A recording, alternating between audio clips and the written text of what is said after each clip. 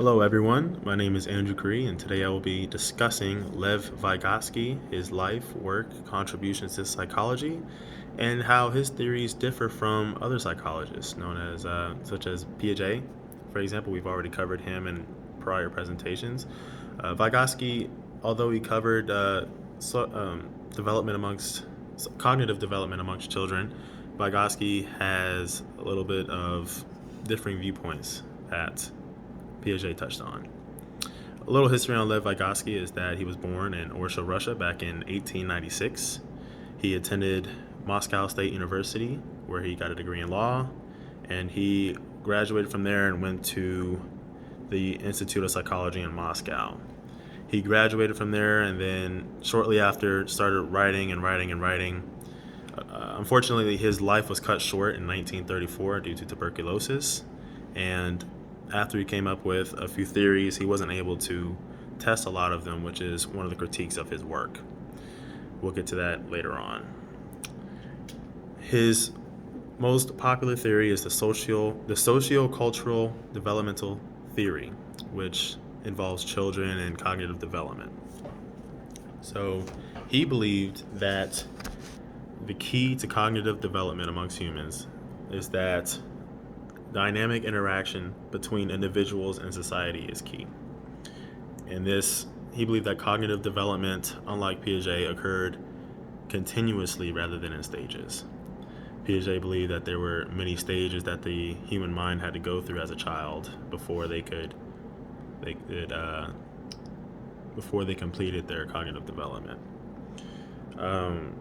Vygotsky believed that there needed to be a more knowledgeable other, and this could be a large variety of people. It could be a teacher, it could be a coach, it could be a parent, it could also be a peer or a friend who just happens to know more than the child at a given topic or task, right? So the example given to describe what a more knowledgeable person is before we give a formal definition of it is imagine a child trying to put a puzzle together, and they are just unable to put this puzzle together. They've never seen one. And then this parent comes along, or it could be a teacher, a friend, and they suggest that they should start off by putting the corner pieces down and then group the pieces together by color. The child then does that and realizes that it's not as hard and that it's possible through this new method that was introduced from this more knowledgeable person. A more knowledgeable person is basically just a person that's more knowledgeable than the child, and that Vygotsky believed that without this more knowledgeable person, children are simply incapable of closing this gap between what they know and what they don't know. This gap, so to speak, Vygotsky called it the zone of proximal development.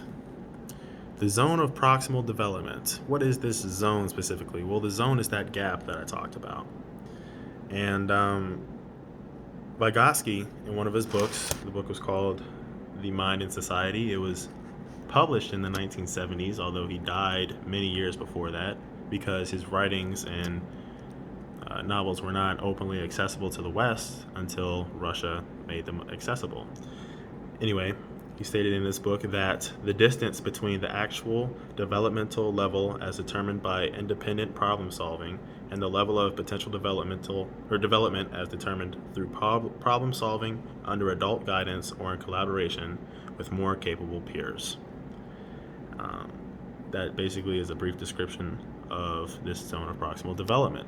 So they go hand in hand. He also believed that language was essential with this zone of proximal development and the more knowledgeable other. Without language, how can the two communicate? Without a proper defined gap, how can this educator instruct the child? They all go hand in hand. This also is a different viewpoint from Piaget regarding language. Piaget believed that language played a minimal part in cognitive development, while Vygotsky believed that language was essential. In fact, Vygotsky believed that language and thought did not operate independently until the child reaches the age of 3. Up until the age of 3, so before the age of 3, Vygotsky believed that the child could not think to themselves, and in fact, when the child thought of something, it came out as speech. So private thought does not exist until the age of 3, Vygotsky believed. So regarding this more knowledgeable other, Vygotsky believed that, yes, children can be viewed as a more knowledgeable other. In fact, he believed that children pay more attention to other kids rather than parents. And other kids observe each other and can learn just as well as if it was a parent teaching them something. The basic point here is that the more knowledgeable other doesn't have to be a parent or a teacher. Okay.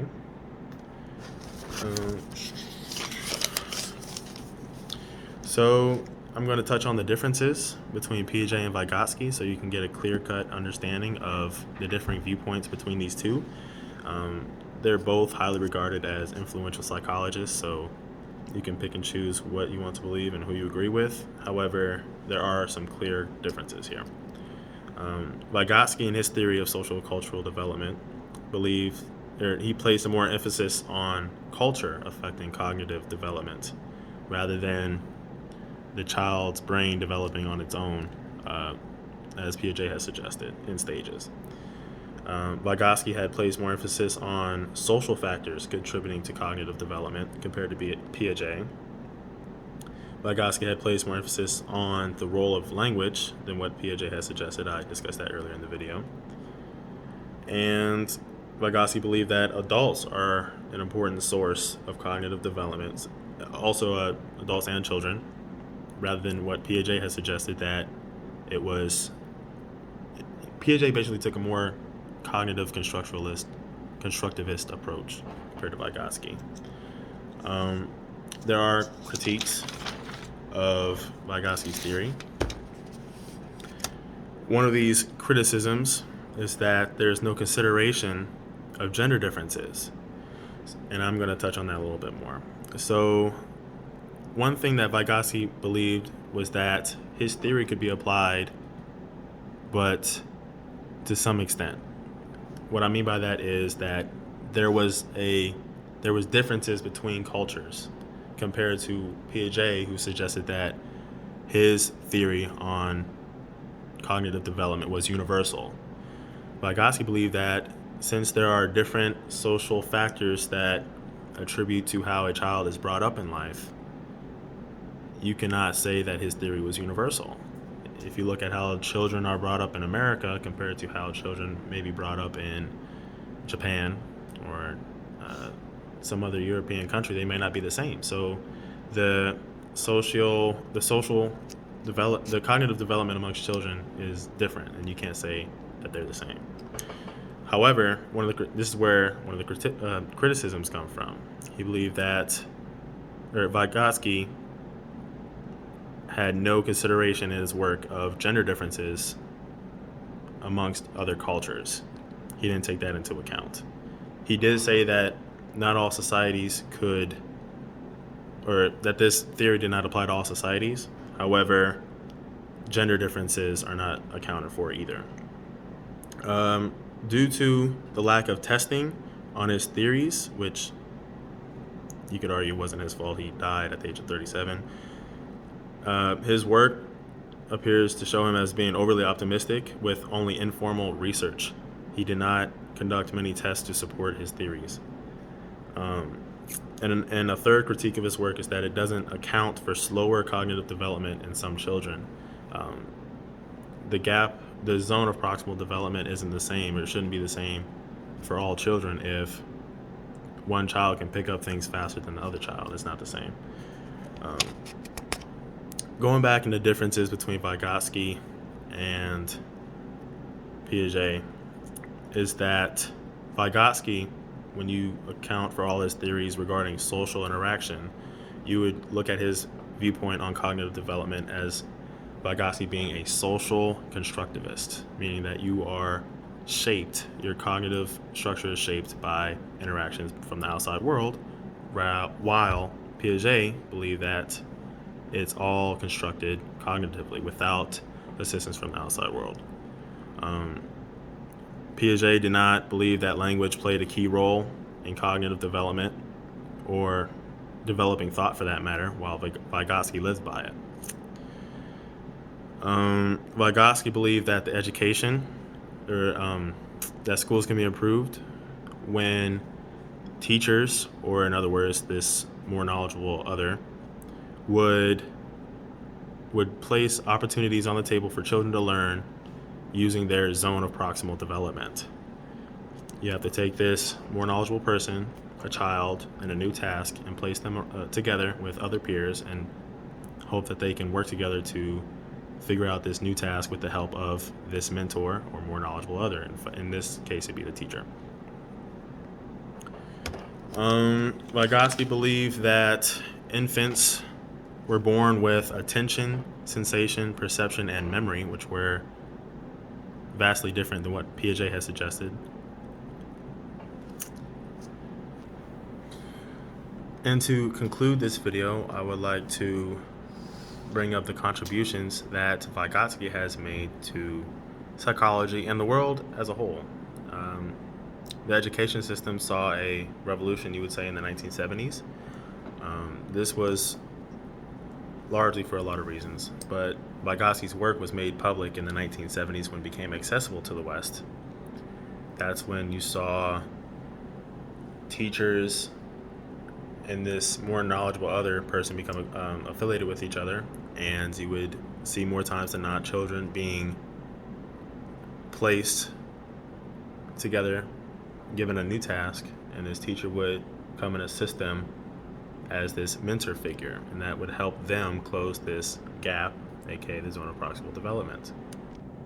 As far as contributions go, I also believe that we have not seen the end to the contributions that Vygotsky's work has made to psychology and the world as a whole, because we are still finding new works that have never been published or read from Vygotsky, and that's also largely because of the Soviets critiquing his work and just being kept a secret from the world. And we're making light of it. We're looking at his work now and we're putting it to good use.